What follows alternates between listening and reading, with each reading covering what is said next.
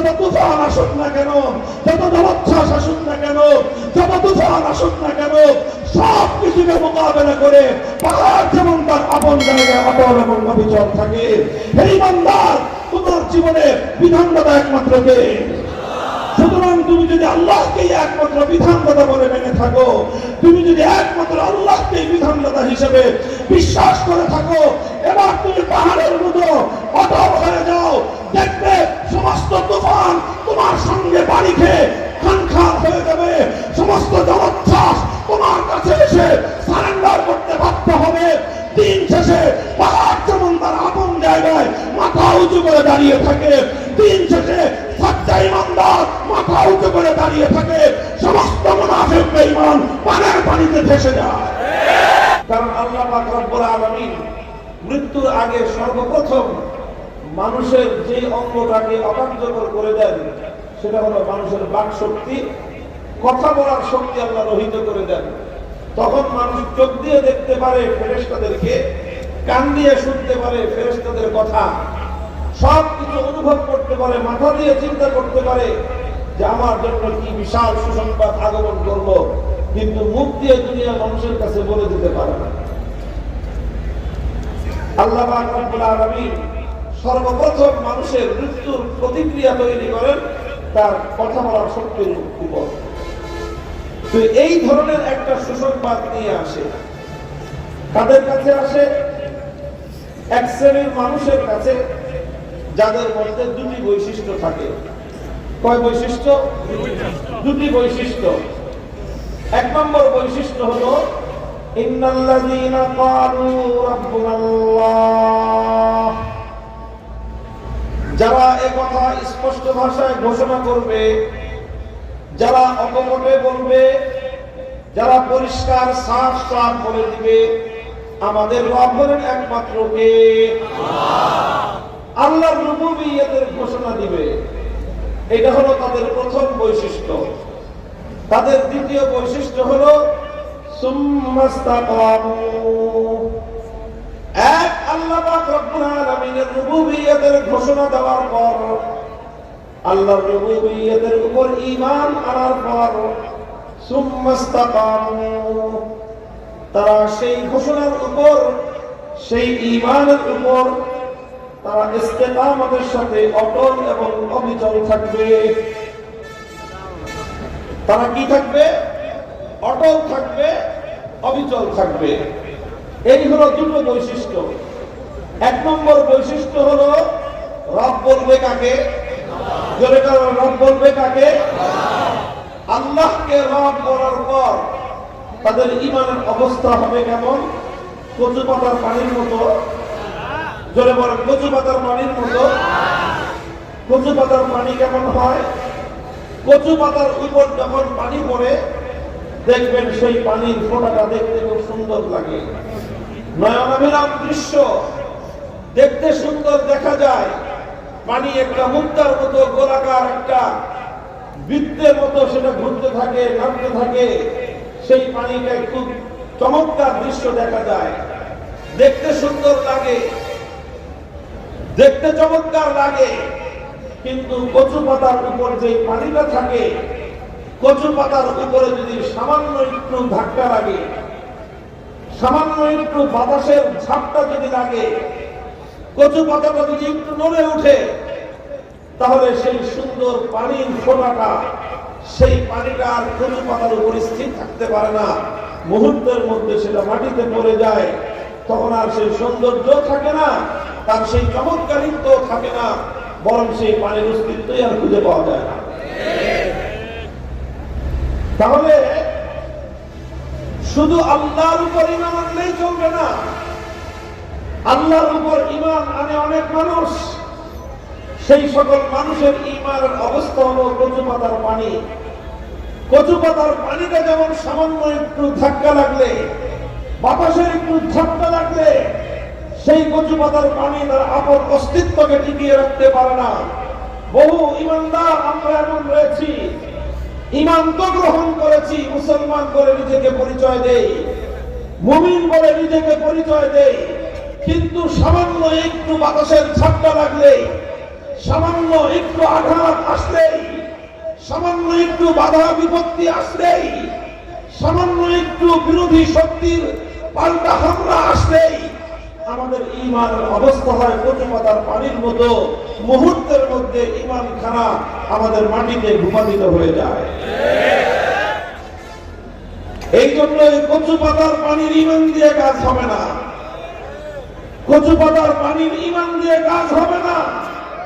ঈমান সঙ্গে সঙ্গে ঈমানও প্রয়োজন, আল্লাহর উপর একত্ববাদের উপর ঈমান প্রয়োজন, সঙ্গে সঙ্গে প্রয়োজন হলো সেই ঈমানের উপর ইস্তেকামত, সেই ঈমানের উপর দৃঢ়তা, সেই ঈমানের উপর অটলতা এবং অবিচলতা।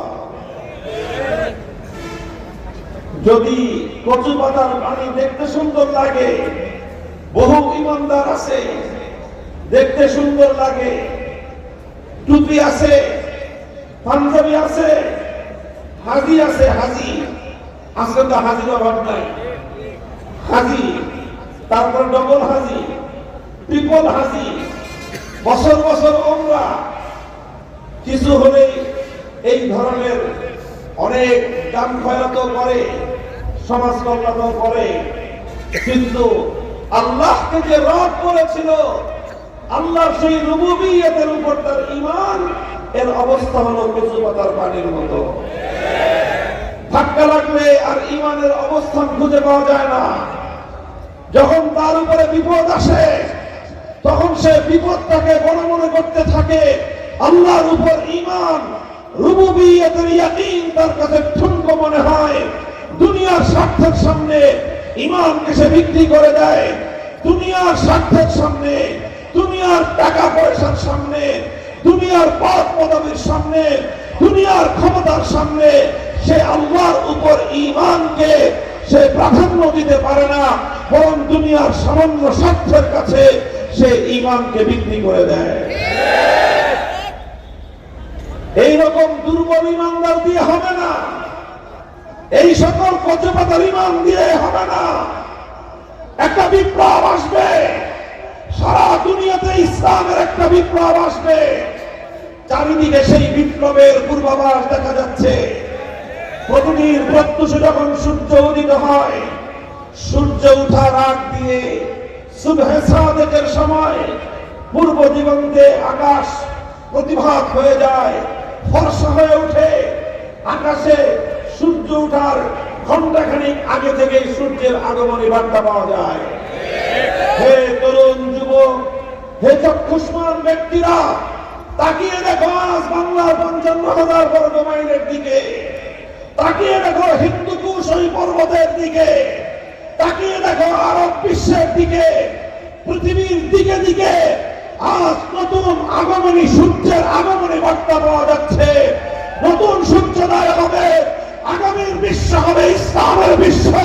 একটা বিপ্লব হবে, ইসলামের বিপ্লব।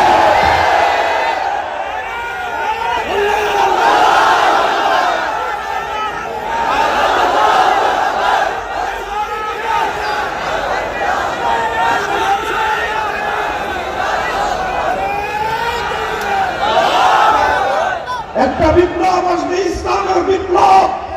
আল্লাহর কসম খেয়ে বলি, ইসলামের বিপ্লব আসবে। সে বিপ্লব রুখে দেওয়ার সাধ্য পৃথিবীর কোন শক্তির হবে না। সে বিপ্লব যখন আসবে, দিল্লির লাল কেল্লায় কালেমার পতাকা উড়বে, চায়নার পিকিংয়ের পথে পথে আল্লাহু আকবারের ধ্বনি উঠবে, মস্কোর রাজপথে আল্লাহর বরত্বের জয়গান দেওয়া হবে। সেই স্বয়ং ওয়াশিংটনের মাথার উপর লা ইলাহা ইল্লাল্লাহ পতাকা উড়বে। ইসরায়েলের পতন ঘটবে, মুজাহিদিনদের হাতে কালেমার ঝান্ডা উড়বে, কালেমার ঝান্ডা উড়বে। নারায়ে তাকবীর, নারায়ে তাকবীর, আল্লাহু আকবার।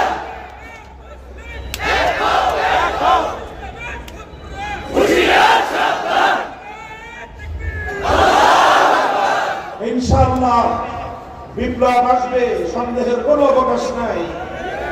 কামা আন্না দুনাল ইয়াউমি আল গাদ, কামা আন্না দুনাল ইয়াউমি আল গাদ। আজ রাত অতিক্রান্ত হওয়ার পর আগামীকালের সকাল আসবে। আজ রাতে অন্ধকার কেটে যাওয়ার পরে আগামীকাল ভোরবেলায় নতুন সূর্যের উদয় হবে, সন্দেহ আছে? এই কথাটায় যেমন সন্দেহ নাই, ঠিক তেমনি ভাবে আজ পৃথিবীতে তাগুতের যে জয় জয়কার দেখা যাচ্ছে, সারা পৃথিবীতে তাগুতি ব্যবস্থার যে জুলুম আর শোষণ চলছে, এই জুলুম আর শোষণের রাজত্বের কবর রচিত হবে। সেই কবরের উপর একটা ফুল গাছ ফুটবে, আর সেই ফুল গাছের ফুল ফুটবে, সেই ফুলের নাম হবে ইসলামী বিপ্লবের ফুল। আলহামদুলিল্লাহ, আজ বাংলাদেশ সেই বিপ্লবের জন্য একটা উর্বর ক্ষেত্র হিসেবে সারা দুনিয়ার সামনে নিজেদের পরিচয় তুলে ধরেছে। সারা দুনিয়াবাসী আজ জানে বাংলাদেশে বিপ্লব হয়েছে, কিন্তু সারা দুনিয়ার মানুষ এখনো টের পায় নাই বাংলাদেশের বিপ্লবের প্রকৃত স্বরূপ। সারা দুনিয়া টের পায় নাই 5ই আগস্ট কি বিপ্লব হয়েছে। অনেকে শুধু মনে করে এটা শুধুমাত্র ছাত্রদের কোটা বিরোধী বিপ্লব, অনেকে মনে করে এটা শুধুমাত্র জুলুমের বিরুদ্ধে, অন্যায়ের বিরুদ্ধে প্রতিবাদী মানুষের বিপ্লব, অনেকে মনে করে এই বিপ্লব ছিল শুধুমাত্র বৈষম্যহীন সমাজ গড়বার বিপ্লব। কিন্তু আমি দেখেছি এই বিপ্লবের মধ্য দিয়ে বাংলার তরুণ ছাত্র সমাজ, এদেশের মাদ্রাসা, স্কুল, কলেজ, ইউনিভার্সিটির মাদ্রাসার প্রতিটি ছাত্রের হৃদয়ের গহীনে একটা স্বপ্ন লালিত হচ্ছে। সে স্বপ্ন হল সোনার মদিনার ইসলাম কায়েমের স্বপ্ন।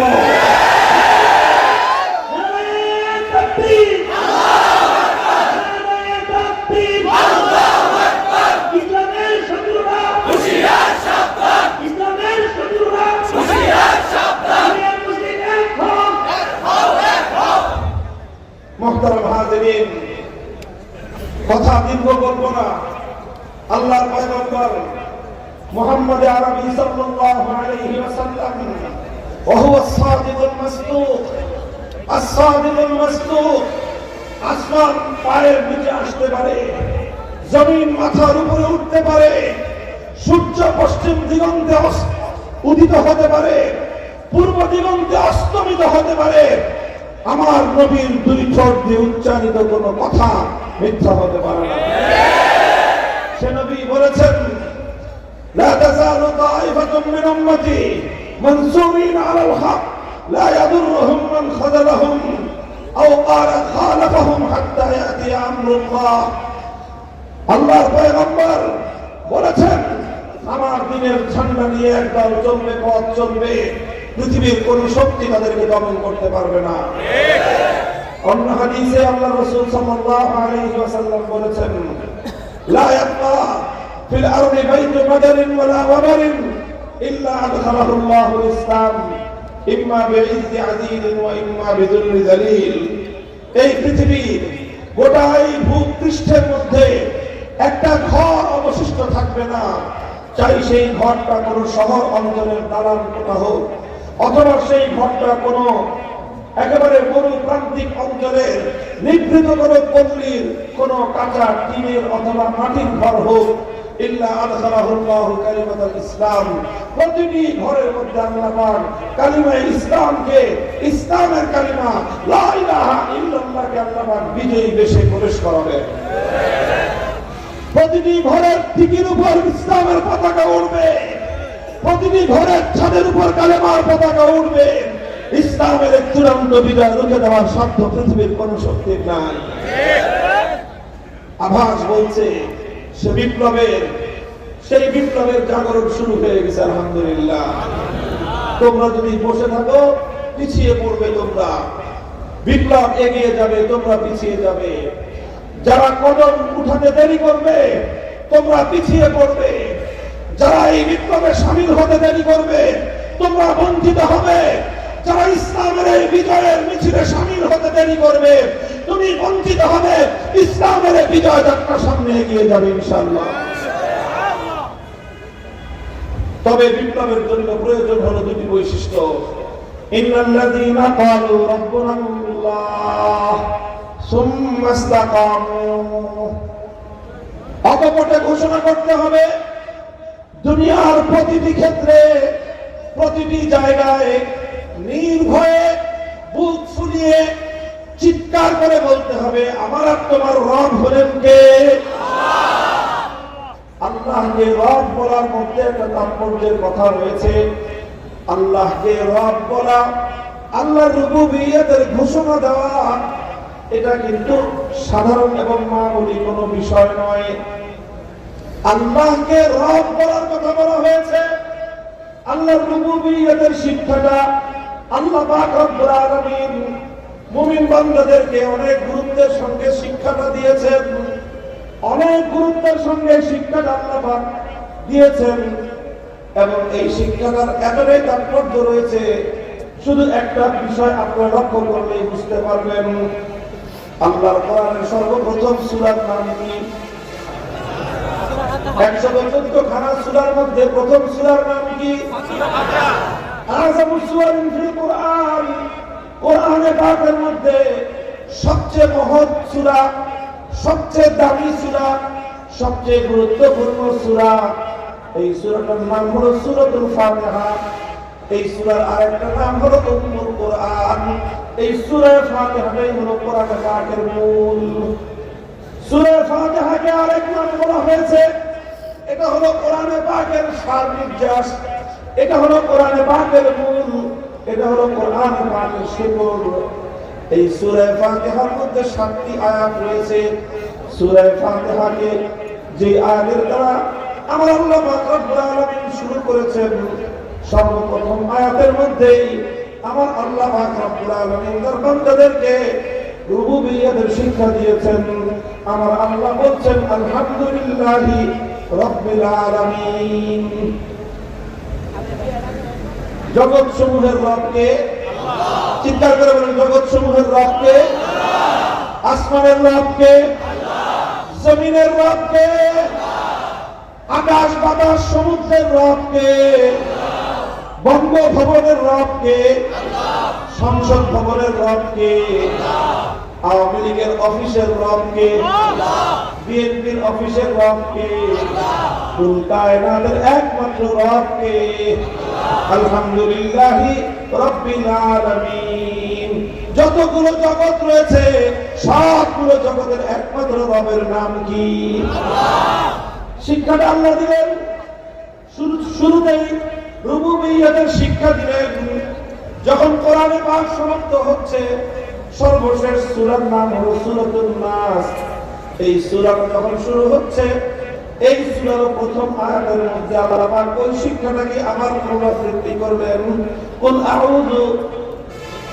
আউযু বিরাব্বিন নাস। আমি আশ্রয় গ্রহণ করি ওই মালিকের, আমি আশ্রয় গ্রহণ করি ওই ক্ষমতাবানের, যিনি হলেন সমস্ত মানুষের রব। সুতরাং মানুষের একমাত্র রবকে আল্লাহ। আল্লাহর কোরআন শুরু হলো, আল্লাহকে রব বলার মধ্য দিয়ে কোরআনের সমাপ্তি ঘটলো। আল্লাহকে রব বলার মধ্য দিয়ে প্রতিদিন নামাজের মধ্যে সূরা ফাতিহা প্রতি রাকাতে 32 বার নামাজের মধ্যে প্রতিদিন কমপক্ষে আমাদেরকে পড়তে হয়। প্রতিটি রুকুর মধ্যে 3 বার করে তাসবিহ পাঠ করতে হয়, সুবহান রাব্বিয়াল আযীম। প্রতিটি সিজদার মধ্যে 3 বার করে তাসবিহ পাঠ করতে হয়, সুবহান রাব্বিয়াল আলা। পবিত্র হলেন ওই সত্তা যিনি আমার রব, যিনি আমার রব। তাহলে এত রবের শিক্ষাটা কেন দিবেন আল্লাহ? কোরআন শুরু করবেন রবের দ্বারা, আল্লাহ পাক কোরআন শেষ করবেন রবের দ্বারা। রুকুর মধ্যে 3 বার শিক্ষা হলো রবের শিক্ষা, সিজদার মধ্যে 3 বার শিক্ষা হলো রবের শিক্ষা। এর মূল কারণ হলো আল্লাহ যেদিন আমাদেরকে সৃষ্টি করেছিলেন, সর্বপ্রথম যেদিন আদম আলাইহিস সালামকে আল্লাহ সৃষ্টি করলেন, আদম আলাইহিস সালামের পৃষ্ঠদেশ থেকে কিয়ামত পর্যন্ত আনেওয়ালা সমস্ত আদম সন্তানদেরকে আল্লাহ পাক বের করলেন। বের করে আল্লাহ পাক আদম সন্তানদের কাছ থেকে একটা অঙ্গীকার গ্রহণ করেছিলেন। কথা ঠিক না ঠিক? সেই অঙ্গীকারটার কথা আপনারা শুনেছেন। আল্লাহ পাক আদম আলাইহিস সালামকে সৃষ্টি করে বাবা আদমের পিঠ থেকে কিয়ামত পর্যন্ত যত মানুষ দুনিয়াতে আগমন করবে, সমস্ত আদম সন্তানদেরকে আল্লাহ পাক বাবা আদমের পিঠ থেকে বের করলে, বের করে আরাফার ময়দানে ওয়াদি নামান এখানে সকলকে একত্রিত করলেন। প্রতিটা মানুষ ছিল এক একটা গুলি টুকরার সমান। কিসের সমান? কিসের সমান? খালি পিঁপড়া না, ছোট পিঁপড়া ছিল গুড়ি পিঁপড়া বলা হয়। এই গুড়ি পিঁপড়ার সমান ছিল এক একটা মানুষ। সমস্ত মানুষগুলোকে একটা মাঠে একত্রিত করে আল্লাহ পাক সেই মানুষের কাছ থেকে একটা শিক্ষা দিয়েছিলেন, সেই মানুষকে একটা সবক পড়িয়েছিলেন, সেই মানুষকে আল্লাহ পাক রব্বুল আলামিন একটা অঙ্গীকার নিয়েছিলেন। সেই অঙ্গীকারটা ছিল আলাস্তু বিরাব্বিকুম, হে মানব সম্প্রদায়, হে আদম সম্প্রদায়, তোমরা বলো তো দেখি তোমাদের একমাত্র রবকে। ওইখানে আল্লাহ পাক রুবুবিয়্যতের শিক্ষা দিয়ে বললেন, যাও এবার দুনিয়াতে যাও, আমি তোমাদেরকে পরীক্ষা করব যে তোমরা যে আমাকে রব বলে স্বীকার করে গেলে এই রুবুবিয়্যতের শিক্ষাটা তোমরা মনে রাখতে পারো কি পারো না। আমি তোমাদেরকে দুনিয়ার ক্ষণে ক্ষণে বারবার আমার রুবুবিয়্যত, আমার রব হওয়ার শিক্ষাটা আমি তোমাকে দিলাম। এরপরে যখন তুমি এই দুনিয়ার জীবন অতিক্রম করে পরকালের ঘাটিতে কদম রাখবে, সর্বপ্রথম ঘাটি কবর, সেই কবরের মধ্যে শায়িত হওয়ার সঙ্গে সঙ্গে মুনকার নাকির এসে তোমাকে তিনটি প্রশ্ন করবেন। কয় প্রশ্ন? 3 প্রশ্নের মধ্যে সর্বপ্রথম প্রশ্ন হবে মার রব্বুকা, বলো তোমার রবকে, বলো তোমার। দেখেন একটা যোগসূত্র রয়েছে। আল্লাহ পাক রব্বুল ইজ্জত সেই রূহের জগতে শিক্ষা দিলেন, আলাস্তু বিরাব্বিকুম, আমি কি তোমাদের রব নই? আমরা সকলে এক বাক্যে বলেছিলাম, কেন নয়, অবশ্যই আপনি আমাদের রব। আল্লাহ পাক ওই শিক্ষাটা দিয়ে দুনিয়াতে আমাদেরকে পাঠালেন। আর প্রতিদিন অসংখ্যবার আমাদেরকে আল্লাহ পাক সেই রুবুবিয়্যতের শিক্ষার কথা স্মরণ করিয়ে দিলেন। কোরআন নাযিল করে অসংখ্যবার আল্লাহ পাক আমাদেরকে সেই রুবুবিয়্যতের শিক্ষা দিলেন। নামাজের মধ্যে শতবার আল্লাহ পাক আমাদেরকে সেই রুবুবিয়্যতের শিক্ষাটাকে স্মরণ করিয়ে দিলেন। আর মৃত্যুর পরে সর্বপ্রথম সবচেয়ে গুরুত্বপূর্ণ যে কোয়েশ্চনটা থাকবে, সবচেয়ে গুরুত্বপূর্ণ যে প্রশ্নটা থাকবে, বাকি দুটি প্রশ্ন এই প্রশ্নেরই অংশ বিশেষ, এবং বাকি দুটি প্রশ্ন এই প্রশ্নেরই এটাকে বলা হয় অনুগত প্রশ্ন। মূল প্রশ্ন একটাই, সেই প্রশ্ন হলো আমার রব আর তোমার রব একমাত্র কে? ভাই, এই রব হওয়ার মধ্যে এমন কি তাৎপর্য রয়েছে, রব হওয়ার মধ্যে এমন কি গুরুত্ব রয়েছে। আল্লাহ যে আল্লাহ, এই কথাটাকে কিন্তু আমরা এত গুরুত্বের সঙ্গে বলছেন না। আল্লাহ যে মাবুদ, সেই কথাটাও কিন্তু এত গুরুত্বের সঙ্গে বলছেন না। আল্লাহ যে সৃষ্টিকর্তা খালেক, সেই কথাটাও এত গুরুত্বের সঙ্গে বলছেন না। আল্লাহ যে মালিক, সেই কথাটাও এত গুরুত্বের সঙ্গে বলছেন না। আল্লাহ যে রাযিক, সেই কথাটাও এত গুরুত্বের সঙ্গে বলছেন না। যতটা গুরুত্বের সঙ্গে বলছেন আল্লাহ হলেন রব, এই কথাটা যত গুরুত্বের সঙ্গে বলছেন। কারণটা কি? কারণ রবের অর্থের মধ্যে এর মূল তাৎপর্য রয়েছে। রবের লম্বা অর্থ, এর বিস্তারিত বিশ্লেষণ রয়েছে। আমি সেই বিশ্লেষণের দিকে যাচ্ছি না, শুধু ছোট্ট একটু কথা করে বলি। রবের সব অর্থ গবেষণা করার পরে আল্লাহর পয়গম্বরের সহিহ হাদিসের মাধ্যমে রবের যে অর্থ বের হয়, সেই অর্থ হলো রব ওই সত্তাকে বলা হয় যিনি বিধান দান করেন। রব ওই সত্তাকে বলা হয় যিনি আইন তৈরি করেন। রব ওই সত্তাকে বলা হয় যিনি একমাত্র বিধান দান করেন, যিনি একমাত্র আইন দান করেন। সুতরাং আল্লাহকে যখন আমি রব বললাম, তার অর্থ হলো আমার জীবনে বিধান চলবে কার? চিন্তা করে বলেন, বিধান চলবে কার? সমস্ত জাহানের রব হলেন আল্লাহ। তার অর্থ হলো সমস্ত জগতে বিধান চলবে কার? আসমানের রব হলেন কে? সুতরাং আসমানে বিধান চলবে কার? জমিনের রব কে? সুতরাং জমিনে বিধান চলবে কার? বাংলাদেশের রব কে? সুতরাং বাংলার মাটিতে বিধান চলবে কার? বঙ্গভবনের রব কে? সুতরাং বঙ্গভবনে বিধান চলবে কার? গণভবনের রব কে? সুতরাং গণভবনে বিধান চলবে কার? জাতীয় সংসদ ভবনের রব কে? সেই সংসদে আইন চলবে একমাত্র কার?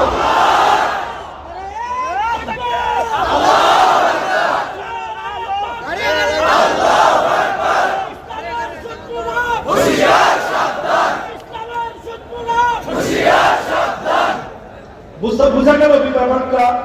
এই জন্য আল্লাহ পাক রব্বুল আলামিন এই রব হওয়ার বিষয়টাকে তাৎপর্যময় বলছেন। আর এই রব হওয়াকে যারা স্বীকার করবে, আল্লাহ পাকে রব বলার পর, শুনেন, রব বলার পরে আল্লাহ পাক বলছেন দৃঢ় থাকতে হবে, অটল থাকতে হবে, অবিচল থাকতে হবে। আল্লাহ পাক এই রব হওয়ার ঘোষণার সাথে দৃঢ়তা, অটলতা, অবিচলতার কথাটা কেন বললেন? এটার মধ্যে একটা তাৎপর্য আছে না নাই? আল্লাহ পাক ভালো করেই জানেন যে বান্দা যখন আমাকে রব বলবে তখন তার সামনে বাধা আসবে। বান্দা যখন এক আল্লাহর বিধানের সামনে আত্মসমর্পণ করবে তখন তার সামনে বাধা আসবে। আল্লাহ জানেন আমার বান্দা বান্দীরা যখন আমার রুবুবিয়্যতের উপর অবিচল আর অটল থাকতে চাইবে তখনই তাদের সামনে বাধা বিপত্তি আসবে। এই যে রুবুবিয়্যতের ঘোষণা দিলাম, ঈমান, এই রুবুবিয়্যত ছাড়া কারো ঈমান পরিশুদ্ধ হতে পারে না, কারো ঈমান গ্রহণযোগ্য হতে পারে না। সুতরাং বিশুদ্ধ ঈমান নিয়ে কবরে দেওয়ার ইচ্ছা কার কার আছে? হাত তোলেন। আল্লাহ কবুল করেন। হাত। বিশুদ্ধ ঈমান নিয়ে যদি কবরে যেতে চান, আমার ব্যক্তিগত অ্যানালাইসিস, আমার গবেষণা হলো এই, আজকের পৃথিবীতে সবচেয়ে বেশি মুসলমান যেই প্রশ্নে ঈমান করা হচ্ছে সেটা হলো মুসলমান আল্লাহকে সৃষ্টিকর্তা বিশ্বাস করে, মুসলমান আল্লাহকে রিজিক দাতা বিশ্বাস করে, মুসলমান আল্লাহকে হায়াতের মালিক বিশ্বাস করে, মুসলমান আল্লাহকে মৃত্যুর মালিক বিশ্বাস করে, মুসলমান আল্লাহকে রক্ষাকর্তা বিশ্বাস করে, এমনকি মুসলমান আল্লাহকে একমাত্র ইবাদতের উপযুক্ত বিশ্বাস করে। কিন্তু যখনই বিধানের প্রশ্ন আসবে তখনই হাজার হাজার নয়, লক্ষ লক্ষ নয়, কোটি কোটি মুসলমান একমাত্র আল্লাহকে বিধানদাতা হিসেবে মানতে প্রস্তুত হয় না। যদি এই কথাটা ভাঙতে চাই, যদি এটাকে বিশ্লেষণ করতে চাই, তাহলে ছাকনি দিয়ে ঈমানদার খুঁজে পাওয়া কঠিন হবে। ভাই, ঈমানকে মজবুত করেন। বিপ্লব আসবে, ইসলামের বিপ্লব ইনশাআল্লাহ। আমি তো বললাম, আল্লাহ তাআলা শপথ করে বলছি, ইসলামের বিপ্লব ইনশাআল্লাহ অত্যাসন্ন। এই বিপ্লব কেউ রুখতে পারবে না। শুধুমাত্র নিজেদেরকে একটু ছাড়াই করে নাও, একটু ছাড়াই করে নাও, নিজেদেরকে একটু প্রস্তুত করে নাও, নিজেদেরকে একটু প্রস্তুত করে নাও। তুমি আর আমি হবে ইনশাআল্লাহ সে বিপ্লবের অগ্রসেনানী, ইনশাআল্লাহ সেই বিপ্লবের অগ্রসেনানী। আর সে বিপ্লব হবে আল্লাহ রুবুবিয়্যত জমিনে কায়েম করার বিপ্লব।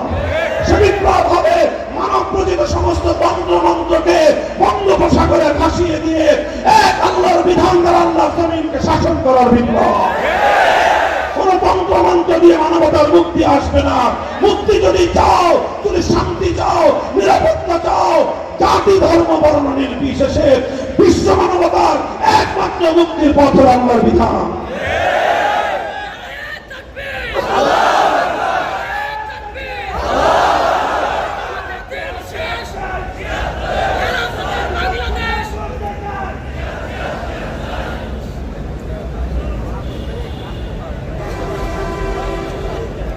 এই রব হিসেবে মানি তো সবাই ইনশাআল্লাহ।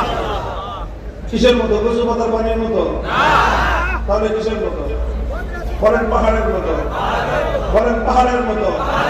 কচু পাতার পানির মতো না। কচু পাতার পানির মতো। তাহলে আমাদের রুবুবিয়্যতের ঘোষণাটা কিসের মতো? চিন্তা করে বলেন কিসের মতো? পাহাড়ের মতো। পাহাড় কিরকম? ঝড় আসলে পাহাড় ধাক্কা খেয়ে পড়ে যায়, তুফান আসলে পাহাড় আপন জায়গা থেকে নড়ে যায়, জলোচ্ছ্বাস আসলে পাহাড় ভেসে যায়, কাল বৈশাখী আসলে পাহাড় ভেঙে যায়। যত ঝড় আসুক না কেন, যত তুফান আসুক না কেন, যত জলোচ্ছ্বাস আসুক না কেন, যত তুফান আসুক না কেন, সব কিছুকে মোকাবেলা করে পাহাড় যেমন তার আপন জায়গায় অটল এবং অবিচল থাকে। এই ইমানদার, তোমার জীবনে বিধানদাতা একমাত্র কে? সুতরাং তুমি যদি আল্লাহকে একমাত্র বিধানদাতা বলে মেনে থাকো, তুমি যদি একমাত্র আল্লাহকে বিধানদাতা হিসেবে বিশ্বাস করে থাকো, এবার তুমি পাহাড়ের মতো অটল হয়ে যাও। দেখবে সমস্ত তুফান তোমার সঙ্গে বাড়ি খেয়ে খানখান হয়ে যাবে। সমস্ত জলোচ্ছ্বাস তোমার কাছে এসে সারেন্ডার করতে বাধ্য হবে। দিন শেষে পাহাড় যেমন তার আপন জায়গায় মাথা উঁচু করে দাঁড়িয়ে থাকে, দিন শেষে সচ্চা ইমানদার মাথা উঁচু করে দাঁড়িয়ে থাকে। সমস্ত মুনাফিক বেঈমান পানের পানিতে ভেসে যায়।